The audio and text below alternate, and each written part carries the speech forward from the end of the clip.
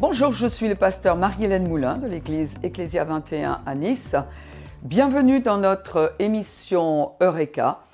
Et aujourd'hui, nous allons essayer de répondre à une question. Qui pourrait nous séparer de l'amour de Christ? Question importante parce que beaucoup de chrétiens ont peur d'être séparés de Christ, peur de se séparer de son amour, à cause de ce qu'ils auraient commis comme péché, parce qu'ils se sentent inférieurs, parce que peut-être qu'ils se disent « je n'ai pas prié assez, je n'ai pas assez lu ma Bible, je ne vais pas assez à l'église ». Il y a toutes sortes de raisons pour lesquelles les chrétiens se posent ces questions. Or, la parole de Dieu a des réponses qui sont précises. Et la Bible dit « vous connaîtrez la vérité vous affranchira ». Dans notre premier épisode, nous avons vu que Dieu, le Père, est celui qui ne cherchera jamais à se séparer d'avec nous, parce qu'il est celui qui a pourvu à notre réconciliation avec lui-même. Nos péchés nous séparaient, le Père a envoyé le Fils afin que nous soyons réconciliés avec lui. Son sacrifice a pleinement satisfait le Père. Aujourd'hui, la vie éternelle est à la portée de tous ceux qui se disent « j'ai besoin d'être réconcilié avec Dieu, j'ai besoin d'un sauveur ». Et la Bible nous dit très clairement dans Romains chapitre 8 que Dieu le Père ne cherchera jamais à se séparer d'avec nous. La Bible dit il n'y a aucune condamnation pour ceux qui sont en Jésus-Christ. Donc pour tous ceux qui ont accepté cette œuvre de réconciliation en Jésus-Christ, qui sont maintenant unis à lui parce que nous partageons la même vie éternelle, jamais le Père ne cherchera à se séparer d'avec nous. Mais la bonne nouvelle, c'est que dans ce même chapitre de Romains 8, nous avons vu précédemment que Jésus lui-même ne cherchera jamais à se séparer d'avec nous. Pourquoi? Parce qu'il est celui qui a payé le péché, pour nos péchés. Non pas pour les siens, mais pour les nôtres. Il est celui qui a souffert. Il est celui qui est passé par la croix. Et Jésus a dit, je suis venu afin de vous donner la vie. Donc celui qui reçoit la vie éternelle parce qu'il a accepté le pardon qui a été payé en Jésus-Christ, Jésus est celui qui ne cherchera jamais à nous accuser, à prétexter que nous avons péché en disant « je vais me séparer d'avec toi ». Jamais. Donc le Père ne cherchera pas à se séparer d'avec nous à cause de nos péchés. Le Fils ne cherchera pas. Nous avons vu brièvement que le diable est celui qui continue à nous accuser. Et il regarde, est-ce que l'hameçon mord? Parce que si nous acceptons cette culpabilité, alors bien sûr que quand nous avons péché, nous devons demander pardon à Dieu. Pourquoi? Parce que le sang de Jésus lave notre conscience et parce que également nous avons besoin de nous mettre en règle avec ceux que nous aurions offensés ou ceux qui auraient été offensés, ceux par qui nous aurions été offensés. Donc le diable est celui qui va nous accuser. Et le diable qui va dire oh, tu sais, tu es un menteur, tu es un voleur, c'est faux. En tant que chrétien, nous n'avons plus cette nature. Même si nous avons commis ces péchés, ça n'est pas parce que nous avons la nature du péché en nous, mais parce que nous avons cédé au mensonge du diable. Nous avons cédé à notre chair. Nous avons cédé à nos pensées qui ne sont pas encore renouvelées. Donc le diable est celui qui va nous accuser. Et il va mettre devant nous des circonstances. Alors des circonstances qui sont également dans ce monde, mais le diable est celui qui va utiliser des circonstances négatives pour nous amener à nous faire un choix. Et l'apôtre Paul en parle dans Romains chapitre 8, verset 35. Il dit, mais qui nous séparera de l'amour de Christ? Puisque Dieu le Père ne nous séparera pas de lui, à nous qui sommes déjà dans son royaume, qui sommes déjà ses enfants, puisque Christ ne se séparera pas de nous, puisque nous avons déjà sa vie. Alors, la question est, mais qui nous séparera de l'amour de Christ? Tout simplement, il pose la question, sera-ce la tribulation, sera-ce l'angoisse, la persécution, la faim, la nudité, le péril ou l'épée?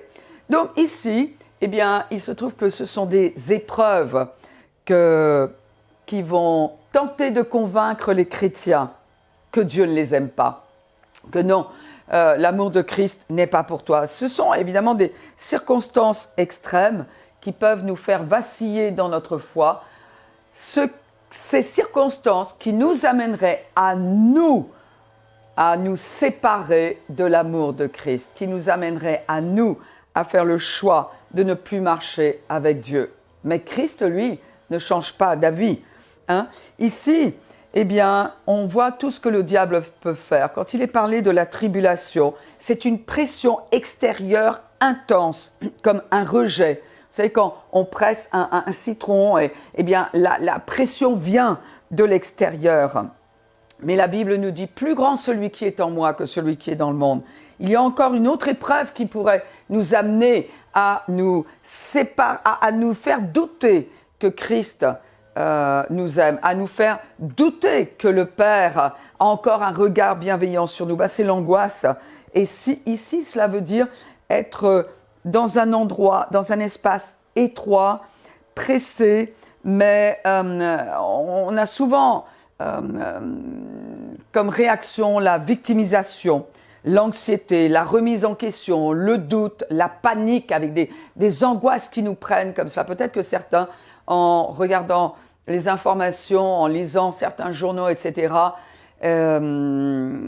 commencent à se sentir angoissés par tout ce qui se passe. C'est-à-dire, ce n'est pas quelque chose qui se passe vraiment contre eux, hein, mais c'est le fruit de la réflexion. Eh bien, la Bible nous dit ici que même l'angoisse ne devrait pas avoir le pouvoir de nous séparer de Dieu. Même pas la tribulation. En tout cas, c'est ce que l'apôtre Paul dit. La persécution, c'est-à-dire que peut-être, eh bien, c'est nous faire payer pour notre foi. Parce que nous sommes des chrétiens nés de nouveau. Et 2 Timothée 3,12 nous dit, tous ceux qui veulent vivre pieusement en Jésus-Christ, à un moment, eh bien, le risque, oui, c'est d'être persécuté. Et puis ensuite, l'apôtre Paul dit, mais est-ce que donc, la tribulation, est-ce qu'elle a le pouvoir de nous séparer de l'amour de Dieu? Non. Plus grand celui qui vit en moi. Est-ce que l'angoisse a le pouvoir? Non, parce que Christ est notre rocher. Est-ce que la persécution a le pouvoir? Non, parce que nous croyons, parce que nous savons que Dieu nous aime, que Christ nous aime. La famine, est-ce qu'elle a le pouvoir? Non, en elle-même, elle n'a pas le pouvoir. L'emprisonnement, non. On voit que des tas de chrétiens ont été emprisonnés, ont continué à croire que Christ les aimait. La nudité, le manque de possession.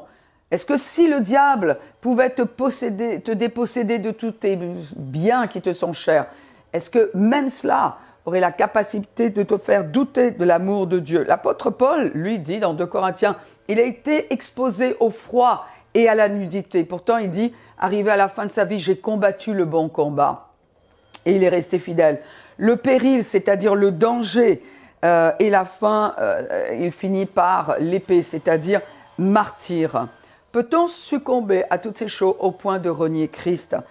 Ces choses en elles-mêmes n'ont pas la puissance. Et l'apôtre Paul nous l'a montré. Il y a une chose qu'il n'avait pas expérimentée au moment où il a écrit cet épître, eh bien c'était la dernière, c'était l'épée. D'ailleurs, ce qui s'est passé plus tard, parce que il a été décapité. Mais là, il avait expérimenté ces 7 épreuves. Et il dit, non, ces choses-là n'ont pas le pouvoir de me détourner. Galates chapitre 2, verset 2 dit, le Fils de Dieu qui m'a aimé, qui s'est livré lui-même pour moi. Donc on sait que l'amour de Christ est un amour qui ne change pas, parce que lui-même ne change pas. Le type d'amour que Dieu le Père a est un type d'amour qui ne change pas, qui est éternel. Donc nous avons vu que Dieu le Père jamais ne se séparera de nous, n'arrivera jamais à un stade où il dit je ne t'aime plus. Nous avons vu également que Christ, lui qui s'est offert pour nous, comme il est dit, il m'a aimé et il s'est livré lui-même pour moi. Bien sûr qu'il ne va pas revenir sur cet amour qu'il nous a offert et pour lequel il a versé son sang, il a donné sa vie. On a vu également que les circonstances de la vie, aussi terribles soient-elles, n'ont pas le pouvoir en elles-mêmes de nous séparer de l'amour de Dieu, de nous faire douter de l'amour de Christ. Alors, qu'y aurait-il? Moi, je vous propose que nous nous revoyions pour un 3e épisode Revoyons-nous très bientôt. Et en attendant, bien que vous êtes bénis, Dieu vous aime, soyez-en assurés. Vraiment, si le Seigneur vous a parlé et que vous connaissez quelqu'un qui est dans le doute, eh bien, envoyez-lui le lien.